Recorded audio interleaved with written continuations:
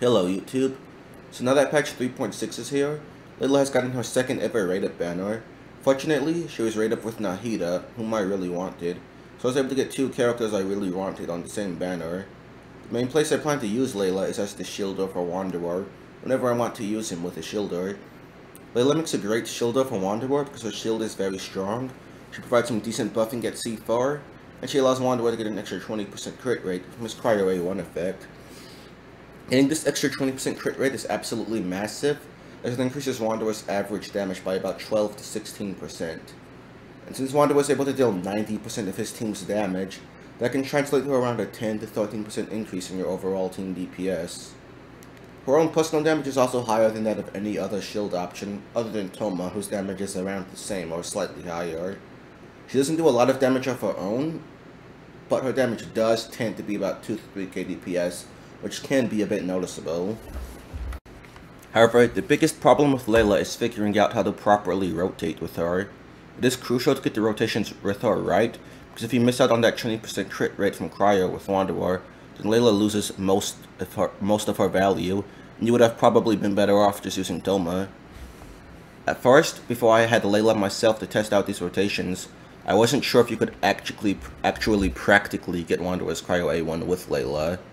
Since Bennett applies 2U Pyro with both his skill and burst, getting Cryo on the enemy through that is a challenging task.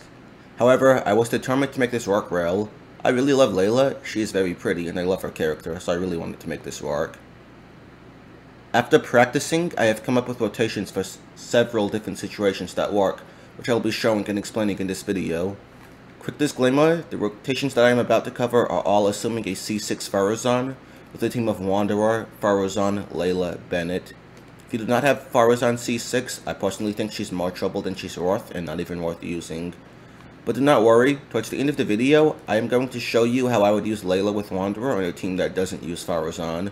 Also keep in mind that in most of the footage I am going to show, my Wanderer is not wearing any artifacts and either just using Lost Prayers or a level 1 Thrilling Tales and nothing else. I did this so that I would not kill the enemies too fast, and also that I wouldn't bring their HP down too fast. They have too many enemy HP particles. So you can see that even without a bunch of enemy HP particles, the energy is still fine. So with all that out the way, let's jump right into this. And in my opinion, the best way to make sure you have Cryo for Wanderer's A1 is to simply not use Bennett's skill. By not using Bennett's skill, we can prevent Pyro from being an aura on the enemy. The way we do this is by applying Cryo with Layla's burst, and then using Bennett's burst.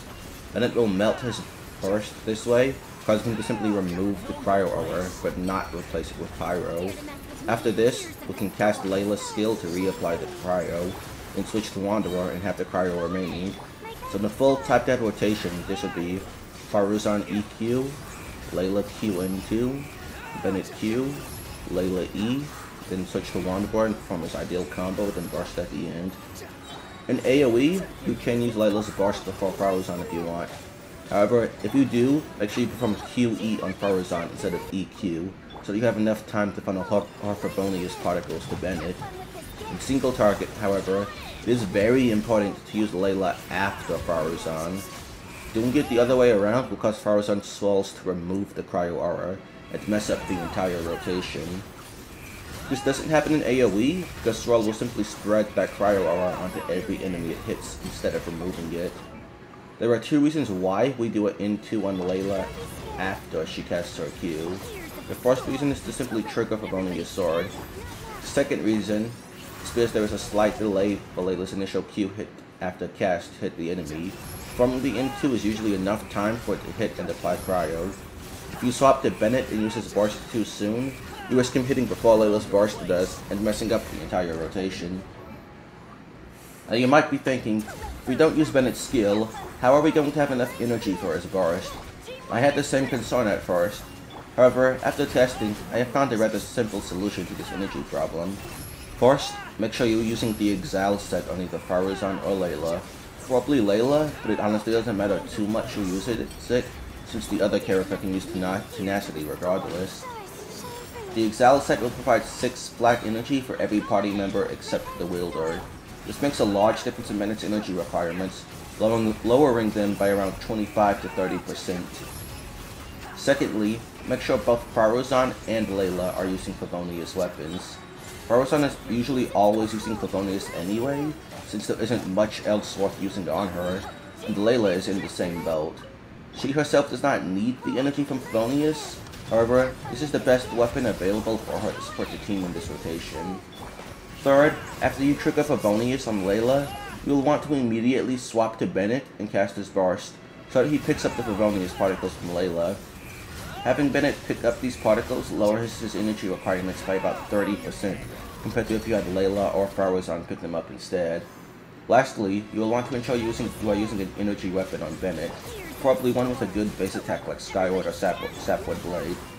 Zyphos Blade can also work, as at R2 on an ER-EM Bennett, it will provide a similar, if not more, amount of energy than Sapwood. At R5, it provides similar or more ER than Skyward, while also giving ER to the whole team, although this ER buff isn't really needed in this team. If you perform this rotation the way I have explained, Bennett should need somewhere between 234% and 251% energy recharge. I reached these numbers by using Kachink main standards ER calculations methods as the high end, with a bit more optimistic method as the low end.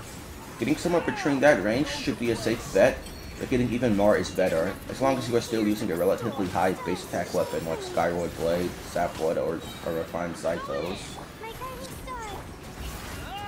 Another quick note with this rotation is that sometimes in single target, you may have to use Wanderer's skill right after swapping to him, instead of performing a charged attack to activate PPC before his skill, like you usually would. This is only something to keep in mind if you are using TPC and not an alternative set like Echoes or Shimanawars.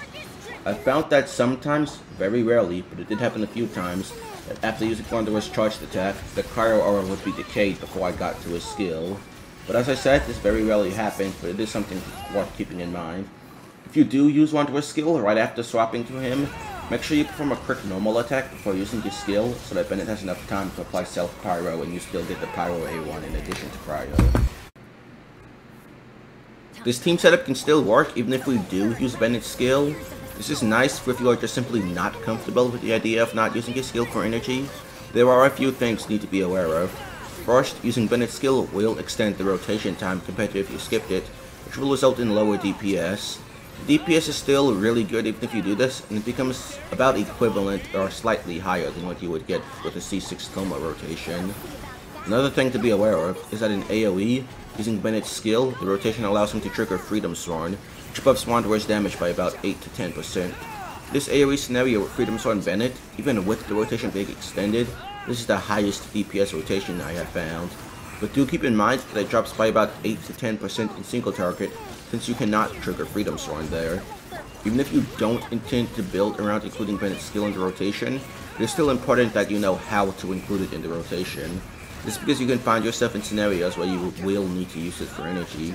For example, if you finish off a Chamber of the Abyss early into a rotation, and don't have much energy on everyone at the start of the next chamber. In this scenario, you will likely only need to use Bennett's skill in the first rotation, so it isn't really a big deal, but it is still important to know how to rotate here. Now, there are two rotations I recommend for this, one for single target and one for AoE. The single target rotation is as follows: Bennett E, Faruzan EQN, Layla QN2, Bennett Q, Layla E, Wanderer best combo, then burst at the end. We lead the rotation with Bennett's E and single target. This following up with Faruzan, she will quickly swirl 3 times, which will remove his 2U Pyro. This allows us to then, per usual, use Layla's burst to apply Cryo, so that Bennett's burst will melt and not apply Pyro onto the enemy. In AoE, we cannot lead with Bennett's skill. If we do, Faruzan's swells will not remove the Pyro Aura, but instead make the situation worse by applying Pyro onto every enemy it hits. The rotation we want to perform in AoE is Layla QN2, Faruzan QE, Bennett E, Layla E, Bennett Q, then Wanderer best combo plus burst. Here, Layla being used before Faruzan means that Faruzan's 3 quick Anemo applications will swirl Cryo onto each enemy it hits. Thus following up with Bennett's skill, he will melt and not put a Pyro Aura on the enemy. Bennett's skill also doesn't have too much AoE on it, so he will likely only hit one enemy unless the enemies are super grouped up. This means that the other enemies should still have Cryo on them. By the time you swap to Wanderer, the enemy should have Cryo Aura applied, either from Swirl or from Layla reapplying it. There are some ways that this can go wrong, such as if Bennett's Q melts Cryo off all the enemies, and Cryo does not get reapplied by the time you use Wanderer's skill. I didn't really encounter this problem, as using Wanderer's charged attack to proc DPC usually gives enough time for Cryo to be reapplied, but if you notice that Cryo hasn't been reapplied yet, then you may want to perform a normal attack or two on Wanderer outside of his CE until you see that Cryo Aura. If you have Layla C6, her increased interval rate should minimize this risk, but I do not have her C6, so I can't speak too much on that. But like I said, this usually won't happen anyway. However, I do recommend being aware and looking out for it.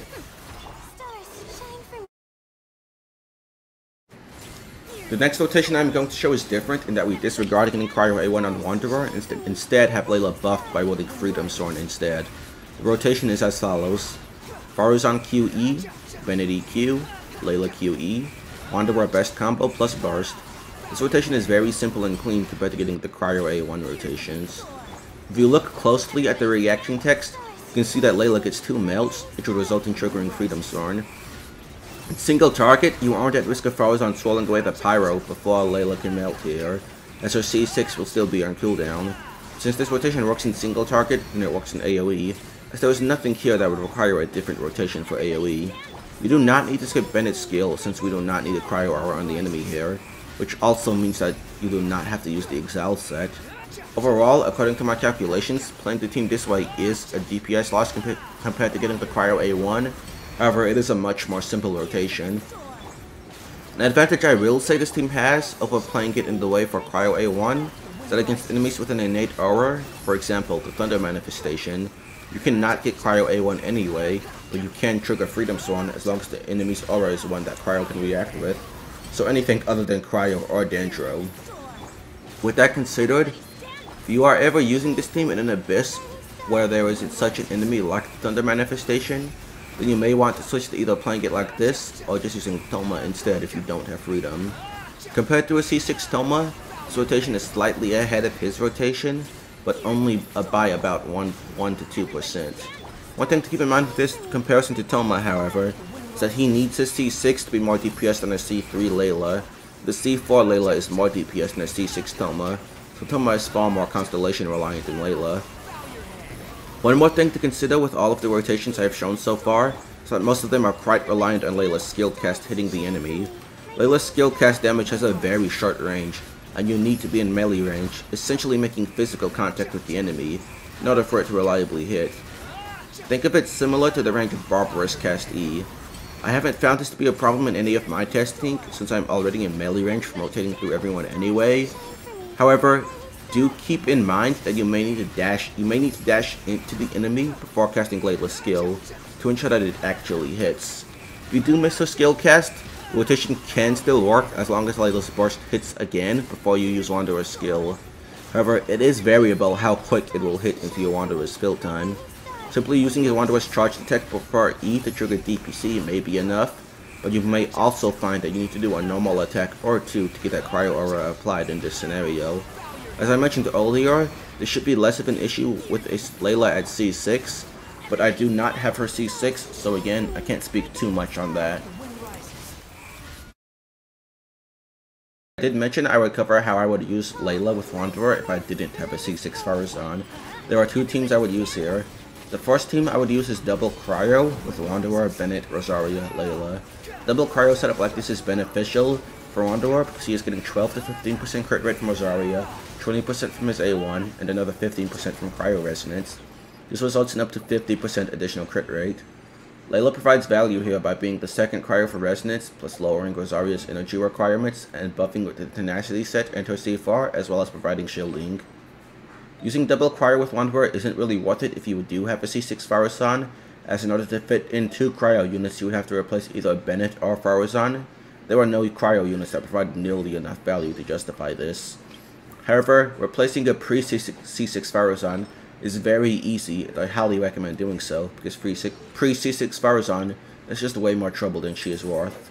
With this double Cryo team, the rotation I would use is as follows: Layla QE, Bennett EQ, Rosaria EQ, Wanderer best combo, and skip his burst. This rotation is very simple. You start with Layla, because if we try to use both her and Rosaria into Bennett's uptime, then you risk not getting full Bennett uptime on Wanderer. Starting with Layla also allows her to funnel Favonius particles to Bennett, which, as mentioned earlier, significantly lowers his energy requirements. One thing to keep in mind with Layla here is that you will have a few seconds on Wanderer in which her shield has already expired with this rotation. If you are not comfortable with that and want to get full shield uptime on a Wanderer, you can change the rotation to Layla Q into, Bennett EQ, Layla E, Rosaria EQ, Wanderer best combo, and skip burst. As for Rosaria, she snapshots and deals very respectable damage, so we need her after Bennett to get both his buffs and to melt her skill. Rosaria after Bennett also makes getting Cryo A1 on Wanderer very simple, as her skill cast and burst both apply Cryo twice in succession, then the first hit of her burst damage over time will apply it again. This results in 5 rapid instances of Cryo application, essentially guaranteeing Cryo aura. Also, because we aren't using Faruzan, we are no longer forced into a 19-second minimum rotation from our 80-cost burst. Instead, the team is able to perform about a 17-second rotation instead. This, along with how high his energy requirements would be as solo Anemo, is why we want to skip Wanderer's burst in this rotation. Although you can still use it, just use it whenever it's off cooldown or whenever you feel you need it, but don't try to make it a regular part of the rotation. With high ER requirements not having Faruzan's buffs, Wanderer's burst will simply just not do enough damage to justify the 2 seconds it takes to use it. Skipping out on this burst is how this rotation is able to be only about 17 seconds. One important thing to keep in mind, if you are going to play this team, is that you are at a high risk of overcapping on crit rate. Wanderer already ascends with crit rate, so giving him another 50 means he is at 74% before even accounting for any artifacts, weapons, or substats. So if you usually use Lost Prayers or even Solo Paul on Wanderer, I would highly advise using something else like Woodsith in this team instead.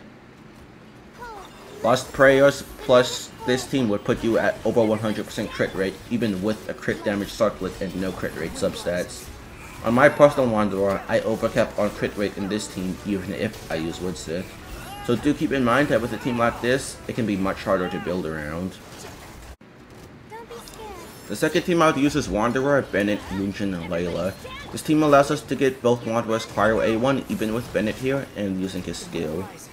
This is due to Yunjin's skill and burst both applying to Yu-Gi-Oh, so she will easily fully remove his Pyro aura, thus allowing Layla to apply Cryo. The rotation for this is Bennett EQ, Yunjin NEQ, Layla QE, Wanderer best combo, skip burst. Since Wanderer's burst is skipped here, Wanderer's fill time is low enough for you to get full Bennett uptime, even with both Yunjin and Layla used after him. This team can do well in single target, but because of the way Yunjin's stacks get consumed too fast in AoE, you might want to use double Cryo here instead for AoE. Lastly, back to the team of Wanderer, Faruzan, Bennett, Layla. You might be wondering if Diona could work instead of Layla there, and the answer is yes. She can actually work quite well there with a similar rotation. However, Layla is simply better in my opinion. For starts, Diona has much higher energy requirements for herself due to being an 80 cost burst compared to Layla at 40. This means that you might have to run an ER science instead of HP on her, which will result in a much weaker shield. Comparatively, Layla's shield is already stronger than Diona's, and the difference becomes much bigger if Diona isn't on an HP sans. Diona also deals way lower damage, and her buffing of 200 EM isn't quite as good as Layla's C4. With that said, one advantage Diona does have over Layla is that with her, you do not have the issue of having to be super close to the enemy for her skill to hit, so you may find her a bit more consistent. However, I do believe that's really the only advantage she does have compared to Layla. But the rotation with Diona and single target would be Faruzan EQ, Diona Q into, Bennett Q, Diona hold E, Wanderer best combo plus burst. And in AoE, you would either do that same rotation or just move Diona Q into at the start and do Faruzan QE instead of EQ. And that covers all the rotations I wanted to show in this video. With that done, the last thing I want to show you is some math. So on this chart, I have calcs for the team DPS of Wanderer teams with every shielder option available for comparison. Quick note that these calcs are done with a C2 R1 Wanderer with all units triple crowned under Kaching main standards. The difference between each shielder option wouldn't really change regardless of what constellation Wanderer is calculated at though. So first on the list, you see Xinyan at 76k. Of all the options, this team sheets the lowest with her. However, Xinyan's benefits to Wanderer cannot be seen on sheet. You see, the value Xinyan brings as a shielder for Wanderer is breaking enemy shields. Her burst applies AoE Pyro 3 times in rapid succession, then creates her shield, which will apply AoE Pyro 6 more times over its 12-second duration. Her skill can also create the max level shield for this, and you can space it out her skill and burst to get higher uptime on it across your full rotation. So it is possible for her to apply AoE Pyro anywhere from like 10 to 13 times over a full rotation. This is extremely helpful against Cryo and Electro shields, and still a decent help against Hydro shields. Shield breaking has been becoming more relevant in the Abyss lately, so this value is worth keeping in mind. For example, in the current Abyss, there's a bunch of Cryo shields on the first half, so for me personally, I found Xinyan to be the best option for the current Abyss. Next option is Zhongli. It might be a surprise to see him this low, but his only offensive utility is his Resistance Shred, which has its value diminished by Faruzan already providing some. Him able to use Tenacity doesn't really help his case much since Faruzan can already use that as well. He is still very good with Wanderer and makes a great pick if you just want the most comfortable shielder option, but just know that offensively there are better options. Then there's Dia. In my Dia mathematical analysis video, I explained why being used as a shielder with Wanderer is likely the best use case for Dia right now. But to summarize, Dia can provide value for Wanderer through her interruption resistance not being tied to a shield, so you do not have to worry about her ever breaking. She is also used right before Wanderer in the rotation, so you can have him catch all her particles from Favonius, as well as her turret. However, if you are already running Wanderer without any ER and able to bust every rotation, then this isn't really valuable once you would fall below Zhongli here. But in that case, you can use Wolf's Gravestone to get some occasional attack buffing. It's not the most reliable buffing weapon ever, but it is really nice whenever you do get to trigger it.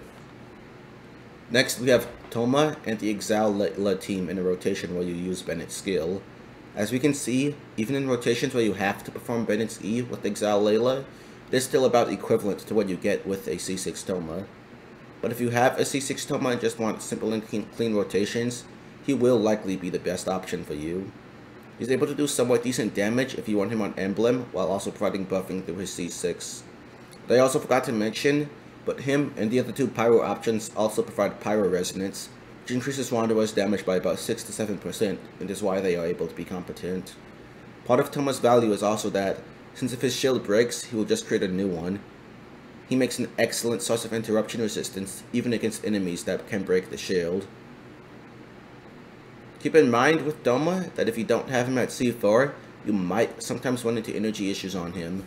However, this is a double Pyro team, so it shouldn't happen often. Then there's the Freedom Sworn Layla team.